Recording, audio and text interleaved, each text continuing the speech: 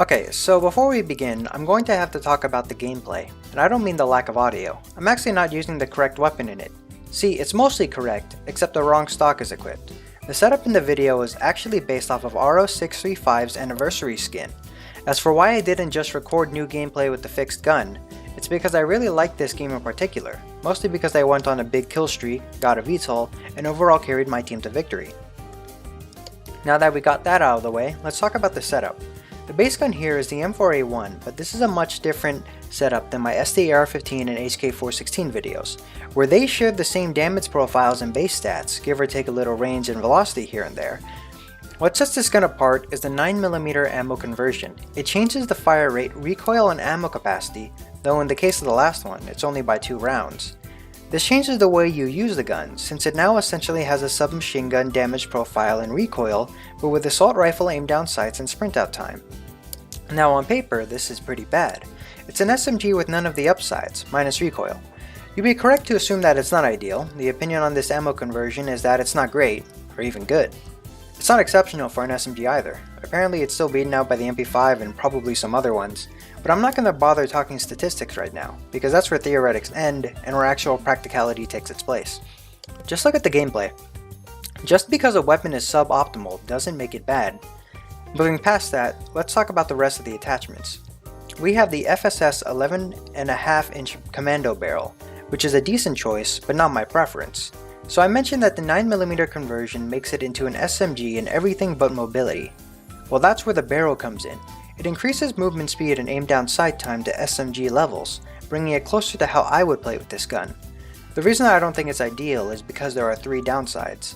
It reduces bullet velocity, damage range, and increases the recoil.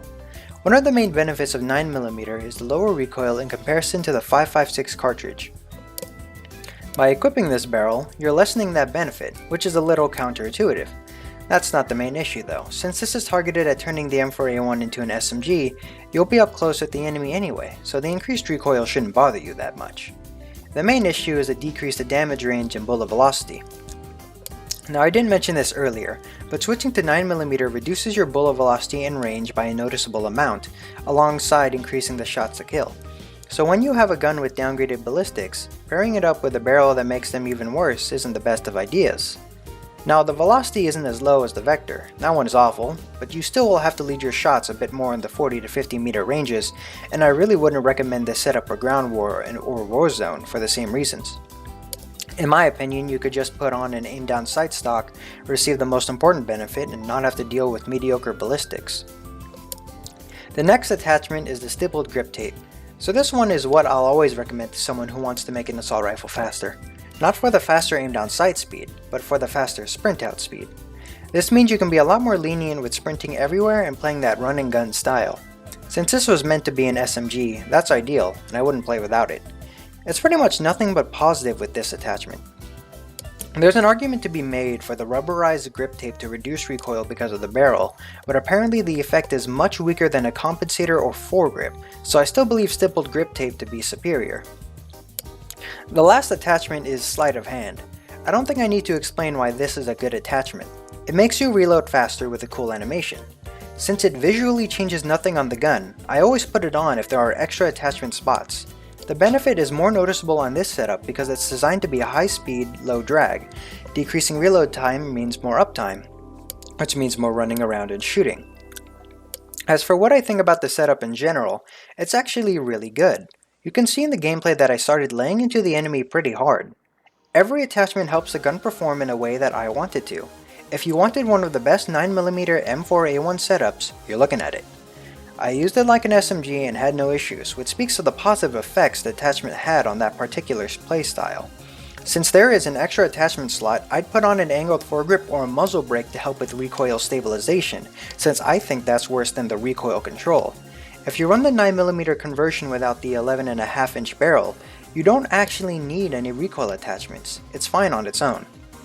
I mentioned this earlier, but RO has an anniversary skin with a different setup. The only difference is that she uses an aim down sight stock. This actually does change up another attachment. I ended up swapping out the stipple grip tape with rubberized grip tape. The reasoning for this is that the gun is simply too fast.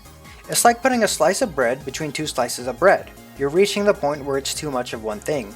So since I complained about the recoil increase from the 11.5-inch barrel earlier, I decided to swap the grip tape in order to lower the recoil a bit, which lets me hit more consistently at range. I think the normal setup is better balanced and more effective than our anniversary setup, but you're free to use either. I mean, the gameplay was all recorded with the anniversary setup and I was doing fine, so that should be enough evidence that it's perfectly fine to use. Now we're going a little off topic about the gun for a little bit here because I want to talk about the 9mm attachment in general, or the conversion. The reason why I want to talk about it in general is because when I was recommending it earlier, it was always paired up with the 11.5-inch barrel because that's what RO635 uses. But if we are going to talk about the 9mm without the barrel, there are some setups you can definitely do. So I'd mentioned it lowers your damage range and your bullet velocity. There's an attachment that increases damage range and bullet velocity, and that would be the monolithic suppressor. That's something I would actually recommend to use if you wanted to use this gun more at range or make it more versatile, to add the monolithic suppressor, because the barrel already makes you aim down sight really fast, so they counteract each other with that. You're still going to get a decently fast aim down sight speed, but your gun's going to be suppressed and you'll have more range and more bullet velocity. But like I said, what if we consider that we could just not use the 11.5-inch barrel? There's a 12.4-inch barrel with an integrated suppressor. Now, a lot of people wonder why you would use the integrated suppressor outside of saving an attachment slot. I mentioned this in a previous video, but there are some benefits to integrated suppressors.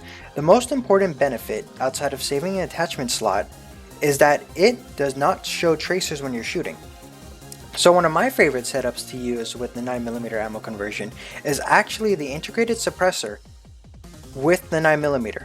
The reason for this is because I can sort of imagine using a suppressed PCC and nobody can really find you. When you kill people, they're still going to leave skull icons. It's not like the subsonic MP5 or the 300 Blackout MCX.